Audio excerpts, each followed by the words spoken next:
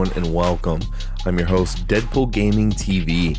Today we're going to be talking about 6 tips and tricks for controller players in Apex Legends. Now, if you're here watching this video, it's pretty clear you're trying to get better at Apex. Don't worry, I can help you out. First thing we're going to discuss today is tip number 1.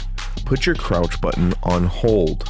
What this is going to do is when you're playing, it's going to have you hold the button. The significance behind this is it cuts down the time between crouching and standing. This is going to help you out in firefights, taking cover, slide canceling, and many other aspects. What it is going to do is make you hold the button, so it will take some time to get used to, but trust me, it's definitely worth it. Once you get used to this, you're going to be able to slide cancel and pop up super quick and bunny hop better than anybody else in the game. It's going to throw off your opponents, and they're not really going to know how to hit you when you're jumping around and sliding. It did take about 2 or 3 matches before I got used to it, but it was definitely worth it, and I love using it now. Next thing, talking about buttons leads us right into tip number 2. Your button layout needs to be on button puncher. What this is going to do is it's going to switch your melee and your crouch buttons. So now your crouch will be used with the analog stick. This is going to cut down the time between moving your thumb from the stick to the O button, or if you're on Xbox, the B button, and it's really going to help with those tight firefights when you're trying to rush through or slide out of the way super quickly. Now, it does take some time getting used to, like I said before. Once you get used to it, it's definitely worth it because it cancels out that time between switching your thumb from stick to button. Button puncher will throw you off a little bit in the beginning because you're going to be used to having your melee on the button that it's on. So you will have those random nervous punches here and there, but trust me, it does get better because your muscle memory starts to kick in and does help you with the crouches. So guys, if you're really trying to get better and you want to cut down some time between pressing some of those buttons, go ahead and switch your layout to button puncher. Next, we have tip number 3.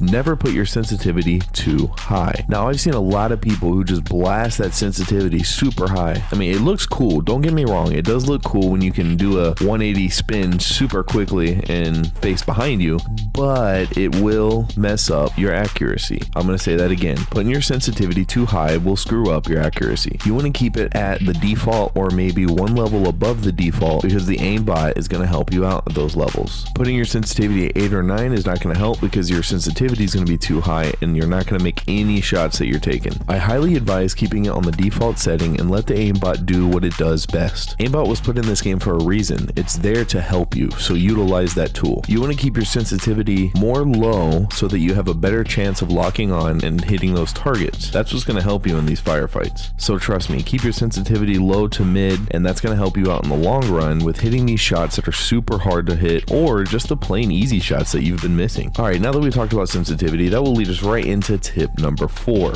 Don't over rely on ALCs or advanced look controls. If you're a casual player, regular sensitivity works perfectly fine, guys. If you are set on ALCs, do not hop into a streamer's stream or a competitive gamer's stream and copy their sensitivity settings to the T. That is going to accomplish nothing for you, as ALC settings are set for every specific person differently. You need to do the research. You need to hop on YouTube and see what's going to work for you. You need to play around with it in the firing range. And that's if you're set on using ALCs. I don't use ALCs. I don't find them necessary. I think everybody can get away with just playing normally on sensitivity unless you're in 100 Thieves or Team Phase, then maybe use ALCs. But copying these settings for ALCs from another streamer, 99% of the time it isn't going to help you, but it'll much more likely hurt your gameplay. So check it, guys. Just stick with the sensitivity settings on default. Don't worry about ALCs and just have fun. But now that we're talking about gameplay, our next tip number 5, try to learn recoil smoothing. Recoil smoothing sounds like something fancy, but it's not. It's super easy. So we all know that key and mouse has jitter aiming, but we have something similar on controller. We have something called recoil smoothing, and what this essentially is, to break it down into very basic terms, is when you're shooting to the left, aim your rifle to the left, move your body to the right. When you're shooting to the right, aim your rifle to the right and move your body to the left. Simple, right? It does take some time to get used to. It sounds a lot easier than what it actually is, but it still is very easy. I would highly advise hopping into a firing range and going around trying recoil smoothing. I can definitely make a video alone on how to recoil smooth. Recoil smoothing is very easy. It has an effective range of up to 150 meters. Now, that's not as good as jitter aiming, because jitter aiming you can do it for as far as you'd like, but it's still effective for controller players when you're up close. This setting kind of replicates jitter aiming, as it does the same thing. It cancels out the recoil as much as possible and helps you kind of hit your target without a doubt. It's something I've definitely messed around with. I think everybody who plays on controller should definitely check it out. So once again, guys, use recoil smoothing, hop into a firing range, use that to effectively replicate jitter aiming of up to 150 meters. It'll help your gameplay out immensely. Now, last but certainly not least, we're going to talk about tip number 6, changing your mindset. Now, guys, your mindset is probably the one thing that's really killing your game. You got to keep a very positive mindset. A lot of people are going to get super negative when they're playing on controller, going into a match thinking, well, these key and mouse players or these PC players, they're going to destroy me. There's no reason I should be here. Trust me, take a deep breath, relax. Playing on controller is not as bad as you really think. Every single competitive team in the ALGS has a controller player. Every single one of them. They have at least one because of the close quarters combat and how quickly you can do things and move things on controller. Key and mouse is good, don't get me wrong, but controller is as well. Just remember to keep a positive mindset, stay cool, calm, and collective, and it's gonna help you. Before each match, one thing that really helped me to improve my gameplay was improving my mental. So by that, I mean, before the match go, you know what, I'm gonna kill everybody in this lobby today. I'm gonna take first place today. Just saying that kind of stuff, that's gonna boost your mentality, boost your self-confidence, and help you in the long run. Now, I highly advise you do something similar. Think about times that you've really proved to yourself that you can do something crazy, or you've really surprised yourself or someone around you with your skills and ability. These type of examples and types of self-promotion are what's really going to improve your mind. You got to keep a positive mind in order to have a positive gameplay. So remember, guys, improve your mental by just boosting your self-confidence. Now, to close out, I want to throw a question out there for the community. Who is your favorite legend to play in Apex? For me, I would have to go with Mirage, for the simple fact of loving when I bamboozle people in a fight. That is a hilarious thing to do, and it definitely, like I spoke on this last tip,